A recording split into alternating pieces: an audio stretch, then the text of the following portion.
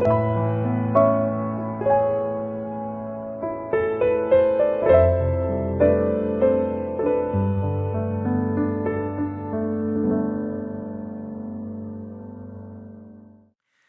오늘 같이 나누게 될 말씀의 제목은 우상이 아니라 여호와의 편에 선 하나님의 자녀입니다.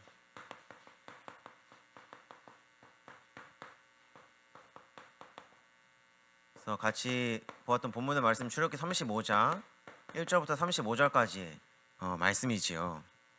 32장입니다. 32장 1절부터 35절까지의 말씀을 우리가 오늘 같이 보게 되어집니다. 그래서 우리가 저번 주까지는 하나님이 모세에게 성막을 어떻게 지어야 되는지, 그리고 그 성막을 누구를 통해서 지어야 되는지, 그리고 그 성막을 통해서 무엇을 지켜야 되는지, 그거를 모세와 말씀하시는 장면이었어요. 저번 주까지. 그런데 오늘 조금 장면이 달라지죠. 이제는 하나님과 만나고 있는 모세의 이야기가 아니라 시내산에 올라가서 이제 모세가 하나님과 마주보고 대화를 하고 있을 때 그 밑에서 이스라엘 백성들에게 일어났던 일을 오늘 이제 출애굽기 32장에서는 말하고 있는 것입니다. 그런데 오늘 말씀해 보니까 이스라엘 백성들이 하나님이 하지 말라고 하신 거를 하고 있지요. 무엇을 하고 있을까요? 오늘 말씀 읽어보니까 이스라엘 백성들이 무엇을 하고 있지요? 우상의 형상을 만들어서 우상 숭배를 하고 있지요. 그런데 하나님이 이 우상 숭배를 가장 싫어하시는 것입니다. 그래서 하지 말라고 분명히 말씀하셨는데 이스라엘 백성들은 금송아지 형상을 만들어서 그것에 절하고 하나님이 말씀하신 예배의 의식, 예배의 그 모든 순서와 날과 어떤 그 형식들을 다 이 금송아지 앞에서 지내게 되어지는 그러한 장면들이 있습니다.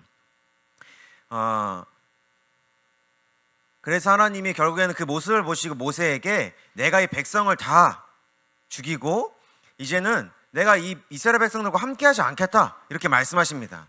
그때 그래서 모세가 하나님께 뭐라고 말씀하냐? 하나님 언약을 기억하여 주옵소서.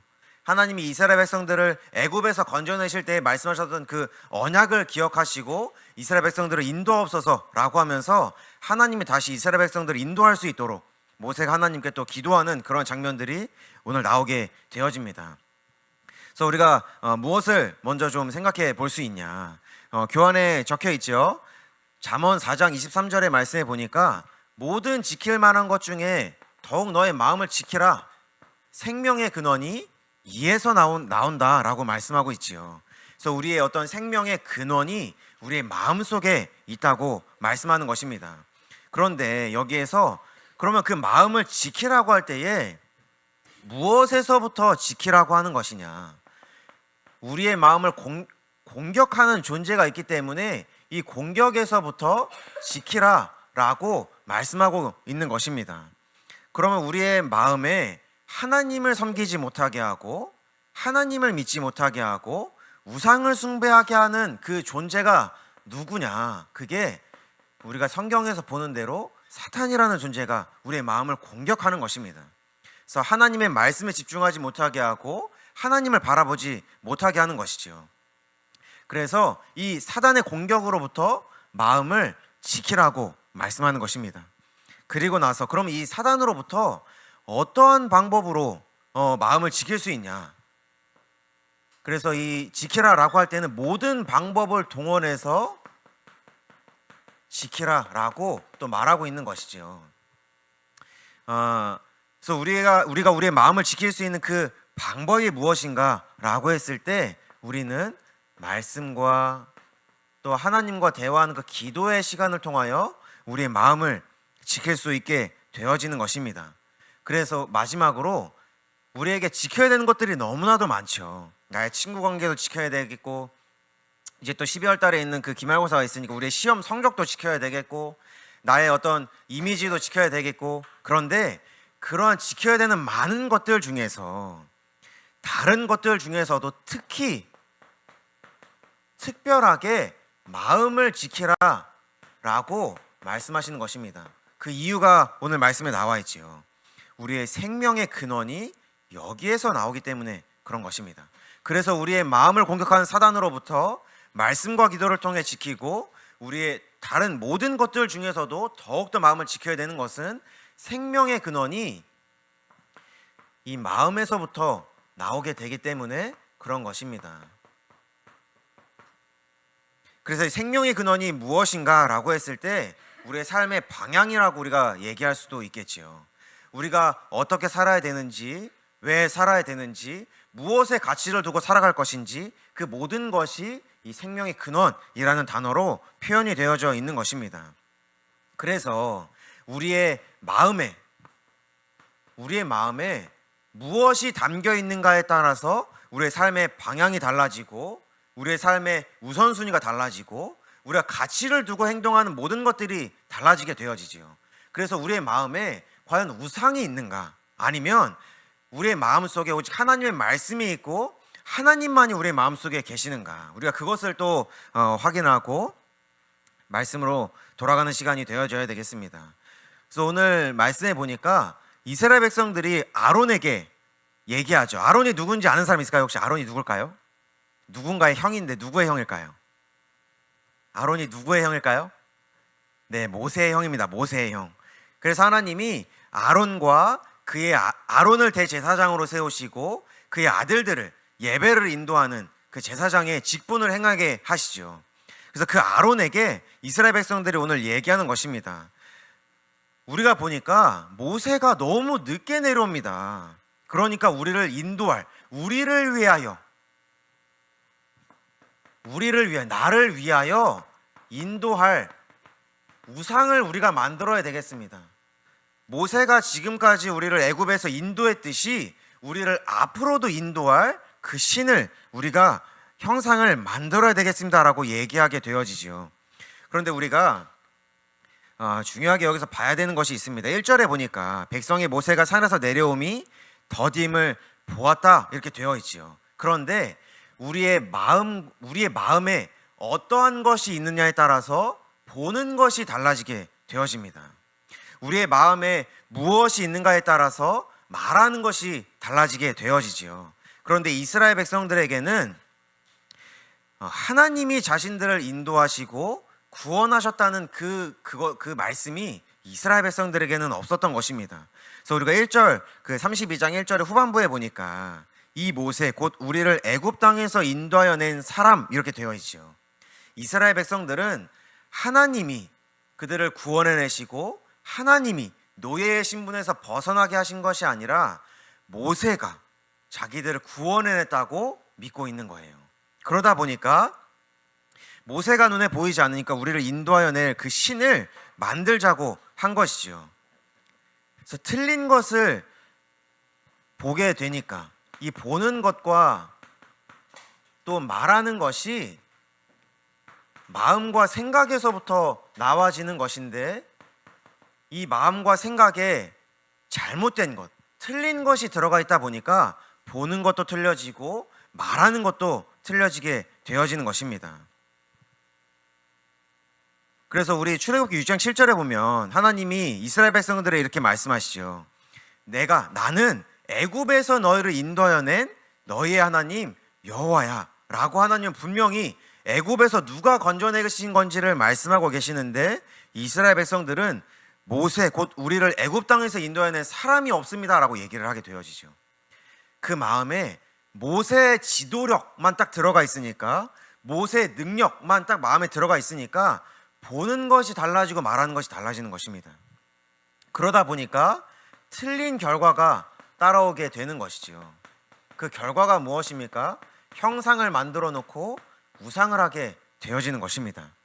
그런데 왜 우리가 틀린 것을 마음에 갖게 되어지고 그것에 따라서 왜 틀린 결과가 오게 되어지냐는 것입니다. 그럼 우리의 마음에 도대체 언제부터 틀린 것이 생긴 것인지 우리가 그것을 확인해야 되겠지요. 우리의 모든 문제들, 그리고 우리의 마음속에 있는 모든 틀린 것들은 어떤 사건이 있었기 때문에 그렇게 된 것이 아닙니다. 우리가 살아가면서 어떤 특별한 사건이 있고 그것이 상처가 되어서 생긴 것이 아니라 하나님을 떠나면서부터 모든 것이 시작되어진 것이지요. 그래서 창세기 3장과 6장과 11장의 사건을 우리가 잘 알고 있습니다. 그렇죠? 근데 창세기 3장 8절에 보니까 아담과 하와가 하나님의 낯을 피해서, 하나님의 얼굴을 피해서 숨게 되어집니다. 왜?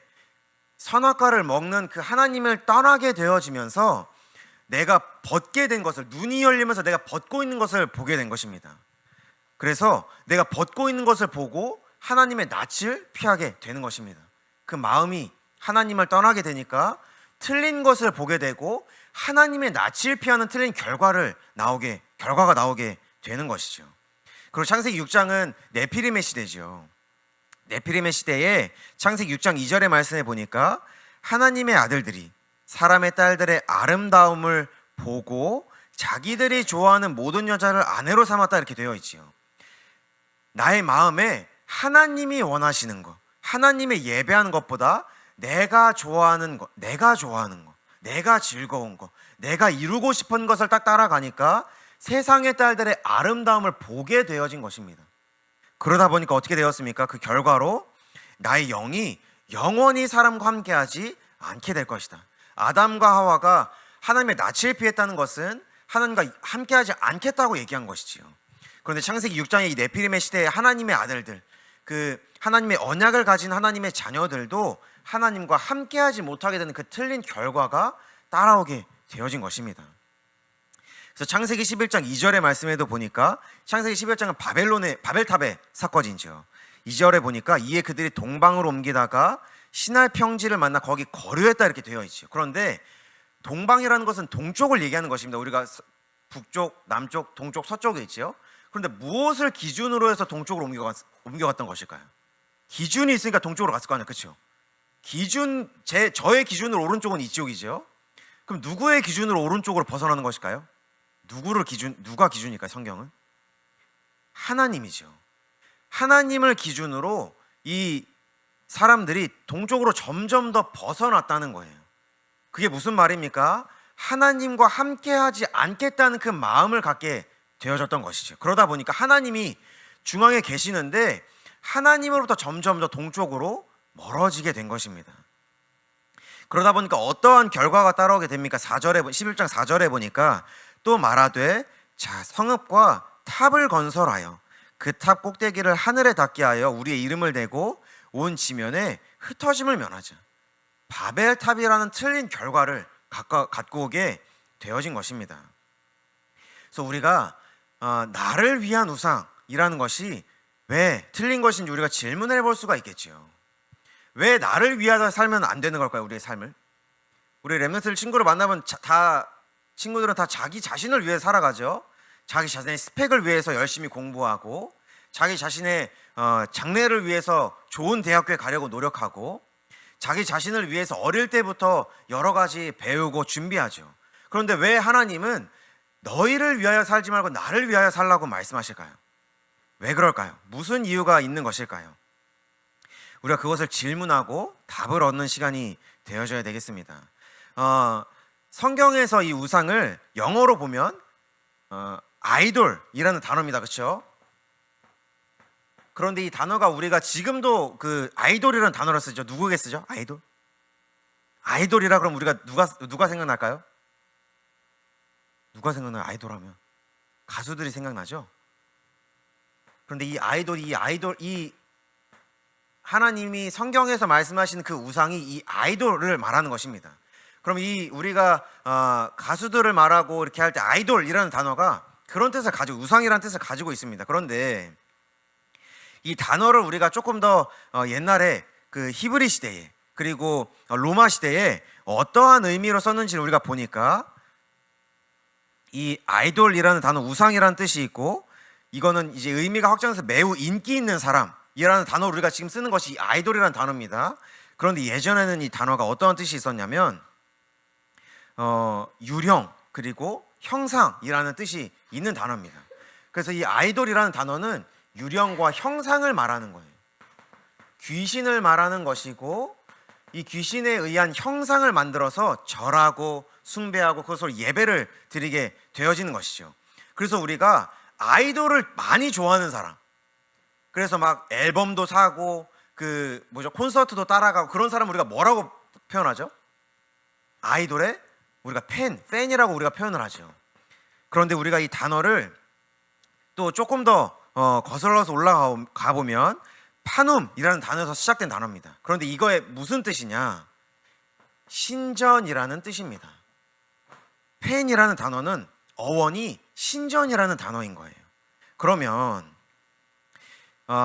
이 팬들은 자기의 마음에 신전을 만들어 놓고 아이돌이라는 우상을 신으로 모신 존재를 우리가 팬이라고 얘기하게 되는 것입니다. 이게 그냥 단순히 아무런 의미 없이 세상에서 만들어낸 단어가 아니라는 말이에요. 굉장히 의미가 있는 단어죠. 아이돌들을 보고 열광하고 또 그 BTS가 한창 열광할 때 외국인들이 BTS의 노래를 듣고 치유받고 또 정신적으로 막 시달리던 사람들이 괜찮아지고, 그래서 막 그 BTS를 굉장히 열광하고 그 지지했던 그 팬층을 좀 기사를 본 적이 있습니다. 근데 그런 것들이 무엇을 따라가게 하는 것이냐? 우리의 마음에 더 이상 하나님이 아니라 우상을 섬기는 신전을 만들어 놓고 BTS라는 아이돌을 딱 모셔놓고 그 사람들을 통해서 치유받고 그 사람들을 통해서 삶의 동기를 얻어가고 그 사람들을 통해서 삶의 힘을 얻어가는 것, 그게 팬이라는 존재입니다. 우리는 그럼 누구의 팬인가요? 그렇죠. 우리는 누구의 또 제자가 되어져야 되겠습니까? 그래서 이 성경은 이 우상이라는 것을 로마서 1장 23절 이렇게 말씀하고 있습니다. 썩어지지 아니하는 하나님의 영광을 썩어질 사람과 새와 짐승과 기어다니는 동물 모양의 우상으로 바꾸었느니라. 지금 우리가 우상을 사람의 모양으로 만들어 놓고 우리를 팬이라고 부르게 하면서 그 마음에 신전을 짓고 그 아이돌을 마음에 담고 살아가게 하는 것입니다.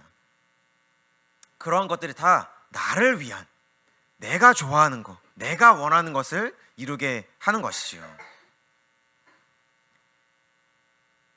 그래서 우리가 그래서 이러한 현장을 보고 모세가, 우리가 저번 주에 마지막으로 하나님이 친히 쓰신 두 돌판, 증거판을 모세가 받게 되어지지요. 이스라엘 백성들이 우상 숭배하는 그 모습을 보고 두 돌판을 열받아가지고 완전히 그냥 땅에 던지고 다 깨뜨려 버립니다.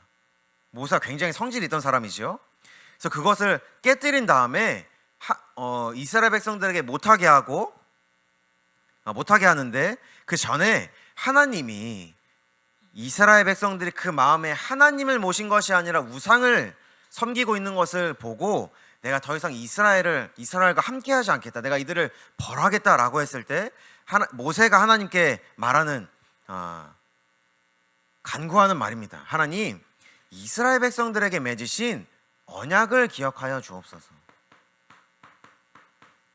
그래서 32장 12절부터 13절의 말씀에 보니까 어찌하여 애굽 사람들이 이르기를 여호와가 자기의 백성을 산에서 죽이고 지면에서 진멸하려는 악한 의도로 인도에 내었나고 말하게 하시려 하나이까.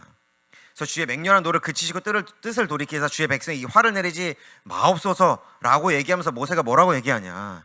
주의 종 아브라함과 이삭과 이스라엘, 여기서는 야곱을 말합니다. 그래서 아브라함과 이삭과 야곱을 기억하여 주옵소서. 그래서 주께서 그들을 위하여 주를 가리켜 맹세하여 이르시기를 내가 너희의 자손을 하늘의 별처럼 많게 하고 내가 허락한 이 온 땅을 너희의 자손에게 주어 영원한 기업이 되게 하겠다라고 말씀하신 그 언약을 기억하여 주옵소서라고 얘기하는 것입니다. 그래서 하나님을 위하여, 하나님의 이름이 다른 사람들에게 멸시받지 못하도록, 다른 사람들에게 욕받지 못하도록 하나님을 위하여 언약을 기억하시고 이루어 주옵소서라고 얘기하죠. 우리가 세상을 살아가다 보면 그런 얘기를 듣게 됩니다. 사고를 치는 사람들을 보면 우리가 뭐라고, 또 많은 사람들이, 그리고 부모님이 그 자녀들을 뭐라고 얘기할까요? 부모님의 이름에 먹칠하지 말라고 얘기하죠. 그리고 우리가 또 세상에서 또 조금 통용되는 또 문장이 있습니다. 자녀들은 부모의 거울이라고 얘기하죠. 이 두 가지가 다 무엇을 얘기하는 거냐? 자녀들을 통해서 부모를 보게 된다는 말입니다. 부모 이름에 먹칠하지 말라는 건, 우리가 학교 가서 개판으로 행동을 해. 그러면 쟤는 집에서 저렇게 교육받았기 때문에 이렇게 하는구나.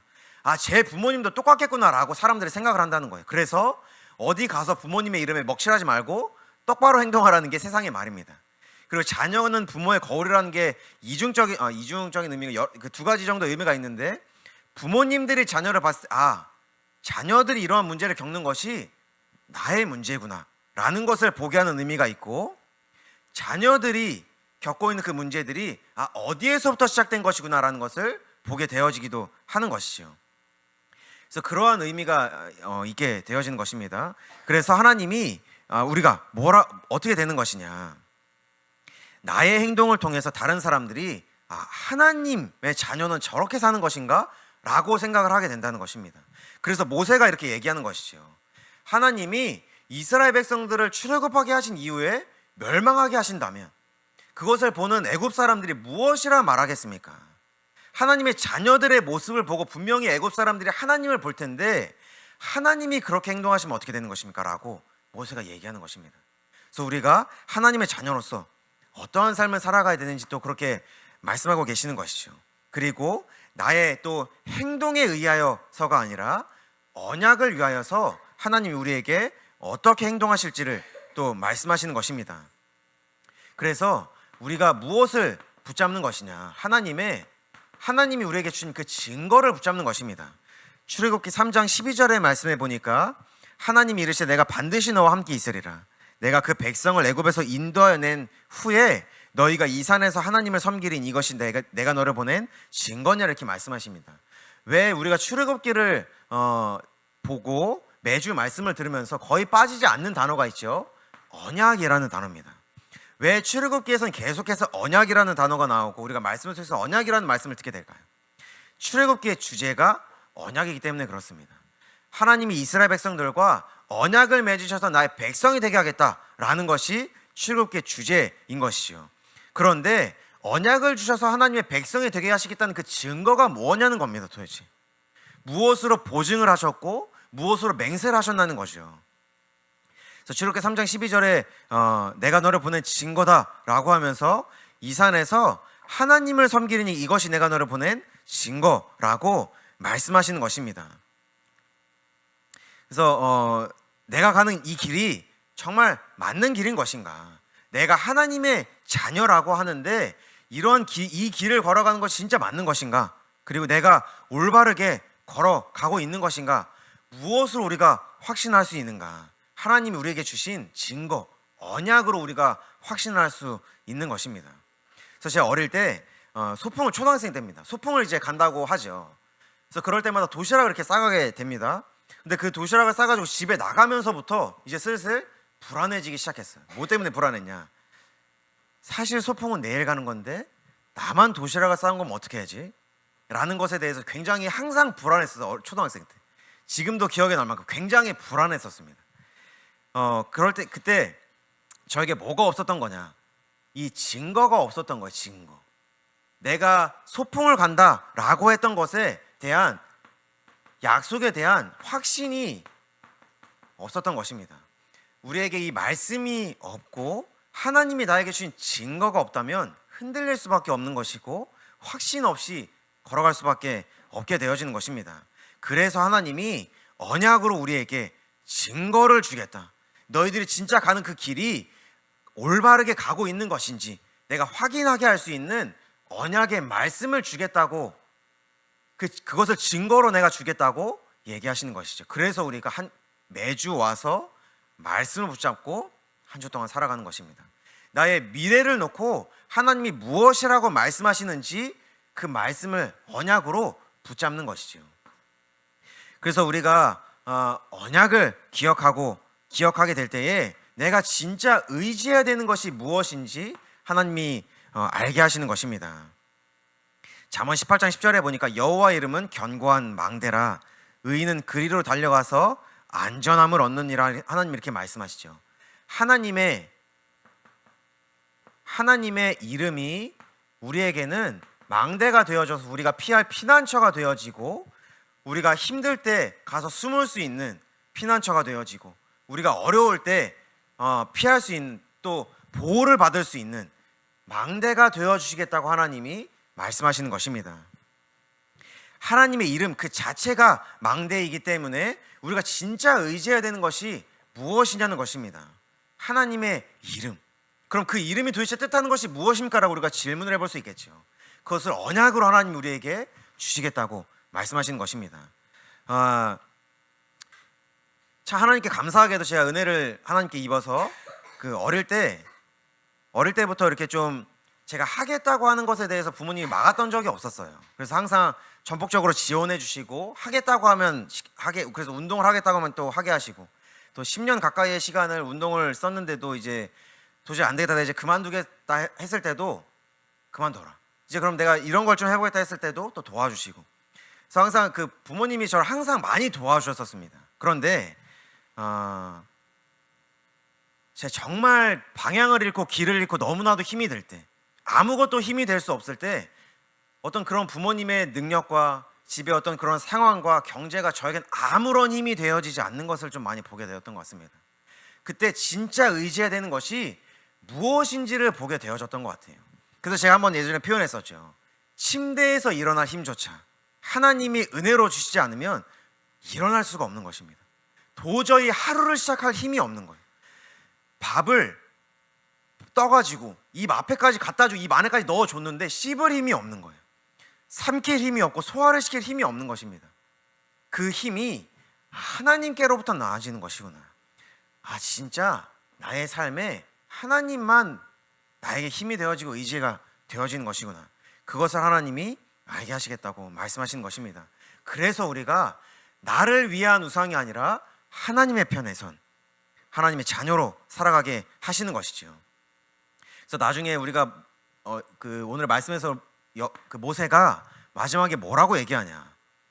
여호와의 편에 선 자 누구냐? 나에게 나오라라고 얘기하는 것입니다.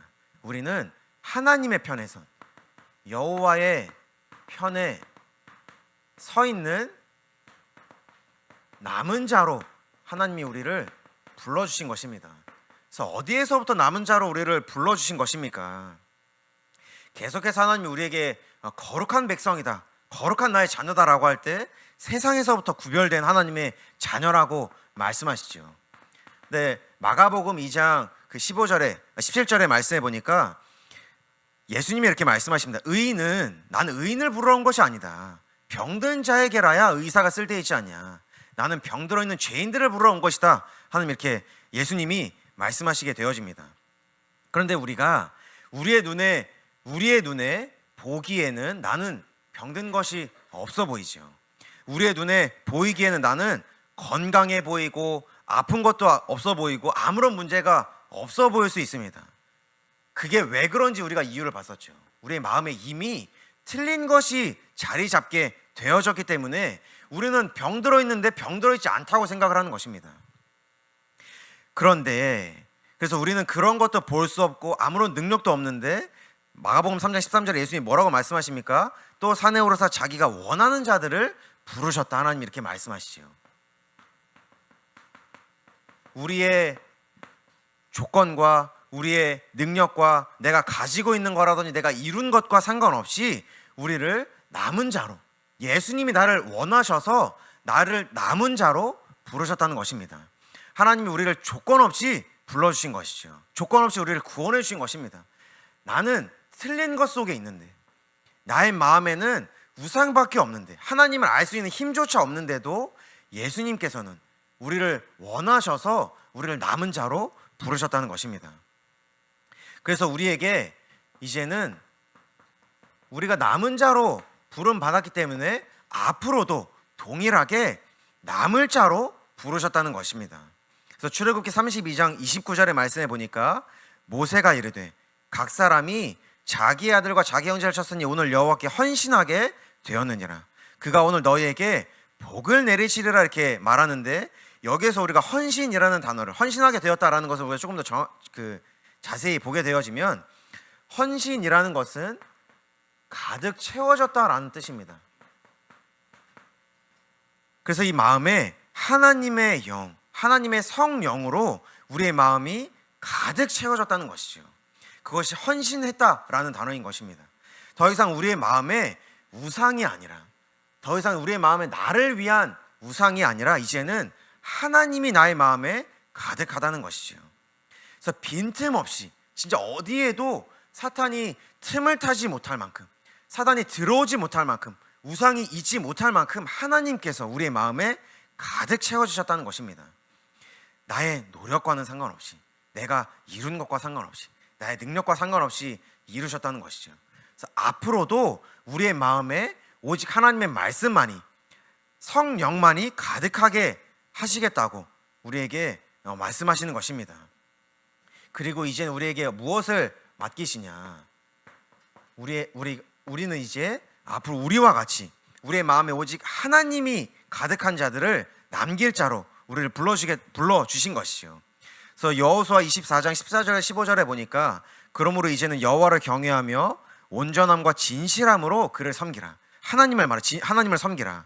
너희의 조상들이 강 저쪽과 애굽에서 섬기던 신들을 치워버리고 여호와만 섬기라. 만일 여호와를 섬기는 것이 너희에게 좋지 않게 보이거든 너희 조상들이 강 저쪽에 섬기던 신들이든지 또는 너희가 거주하는 땅에 있는 아모리 족속의 신들이든지 너희가 섬길 자를 오늘 택하라. 오직 나와 나의 집은 여호와를 섬기겠노라. 여호수아의 고백입니다. 근데 여호수아가 누굽니까? 모세의 제자입니다. 모세가 하나님을 만나러 시내산을 올라갔을 때 유일하게 동행했던 인물이 있죠. 여호수아입니다. 근데 모세를 통해서 여호수아에게 언약이 전해짐으로 이제는 여호수아가 나는 이제 여호와만 섬기겠습니다라고 고백을 하게 되어지는 것입니다. 하나님은 우리에게 우리가 현장에서 만날 모든 사람들에게 이 언약이 전달되게 하겠다고 말씀하시는 것이죠. 나와 같이 오직 하나님만을 섬길 자를 만나게 하시겠다고 말씀하시는 것입니다. 그래서 우리를 남길 자로 또 불러주신 것이죠. 결론입니다. 출애굽기 32장 30절부터 32절의 말씀에 보니까 모세가 이스라엘 백성들에게 하는 얘기입니다. 내가 이제 하나님 앞에 올라가서 너희들의 죄를 내가 용서해달라고 하면 하나님한테 얘기해 볼 건데 하나님이 용서해 주실지 나도 잘 모르겠어. 니네들이 한 짓이 있기 때문에 그렇게 얘기한 다음에 하나님 앞에 나아갑니다. 그런데 지금 우리가 얘기하면 이제 지금 용어가 아닌가 친데레라고 우리가 표현을 하죠. 모세들 앞에서는 그 백성들 앞에서는 모세가 굉장히 특기됩니다. 니네들이 한 짓거리를 바라기 용서받을 짓거리냐? 용서받지 못하겠지. 근데 내가 하나님 앞에 한번 나가볼게. 혹시 용서해 줄지 모르잖아? 하면서 이제 하나님 앞에 딱 나가게 되어집니다. 나갔을 때의 모세의 고백을 우리가 한번 봐야겠습니다. 31절부터 보니까 모세가 여호와께로 다시 나아가 여짜오되 슬프도소이다. 나가자마자 하는 고백입니다. 슬프도소이다. 이 백성이 자기들을 위하여 금신을 만들어 싸우니 큰 죄를 범하였나이다. 용서받지 못할 죄를 범했습니다. 그런데 하나님, 그러나 이제 그들의 죄를 사하여 주옵소서. 그렇지 아니하시오면, 만약에 당신이 이스라엘 백성들의 죄를 용서해 주지 아니하실 거라면 나의 마음에 원하건대 주께서 기록하신 책에서 나의 이름을 지워 주옵소서. 이스라엘 백성들이 아니라 나의 이름을 지워 주옵소서. 모세의 마음에는 무엇이 있었던 것입니까? 하나님의 마음이 있었습니다. 현장에서 죽어가는, 알지도 못할 때에 하나님을 떠나서 알지도 못하게 그 마음의 우상을 섬기게 된 그 영혼들을 향한 그 안타까움이 모세에겐 있었던 것입니다. 그래서 하나님 앞에 나아가자마자 하나님, 너무나도 슬프지 않습니까? 저 사람들은 알지 못하고 하나님을 떠났습니다. 알지 못하고 우상을 섬기고 있지 않습니까? 내가 그 사람들을 위해서 기도합니다. 이제는 그 사람들을 구해 주시던지 아니면 나의 이름을 지워 주옵소서라고 할 만큼 그 마음에 하나님의 마음을 모세는 가지고 있었던 것입니다. 그것을 따라서 모세는 모든 인생을 살아가게 되어지죠. 애굽에 있을 때 무엇을 위해서 그 애굽의 간수장을 주먹으로 때려서 죽였죠? 이스라엘 백성들을 위해서였습니다. 그 마음에, 이스라엘 백성들을 구원하고자 하는 그 마음에. 그것 때문에 도망가서 40년 동안 도망자로, 범죄자로 살아가게 됩니다. 그런데 하나님이 부르셔서 다시 애굽으로 돌아가게 되어지죠. 왜? 이스라엘 백성들을 원하는 그 하나님의 마음을 가졌기 때문에. 그러고 나서 광야 생활 동안 이스라엘 백성들이 계속해서 하나님을 떠나고 우상을 숭배하고 하나님께 불평합니다. 그런데도 이스라엘 백성들을 위해서 기도하죠. 왜? 하나님의 마음을 가졌기 때문에. 우리가 아까 서론에서 얘기했죠. 우리의 생명의 근원이 마음에서부터 나온다고 봤습니다. 우리의 삶의 방향이, 삶의 가치가, 우선순위가. 모세에게는 무엇이 삶의 방향이었고 가치였고 우선순위였죠? 하나님이 원하신 그 하나님의 손, 이스라엘 백성들을 구원해내고 가나안 땅으로 인도하는 그것이 그 마음에 있었던 것입니다. 우리의 마음에는 지금 무엇이 있는 것입니까?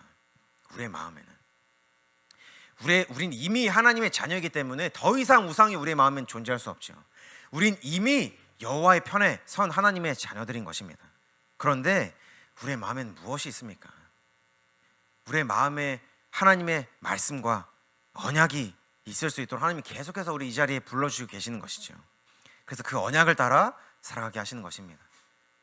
하나님의 언약을, 그리고 하나님의 말씀을 우리의 마음에 담고 하나님의 마음을 아는, 그리고 하나님을 위하여 살아가는, 하나님의 영광을 위하여 살아가는 여기 모인 모든 지혜의 잔을 되시길 기도하겠습니다. 제가 기도하고 마치도록 하겠습니다.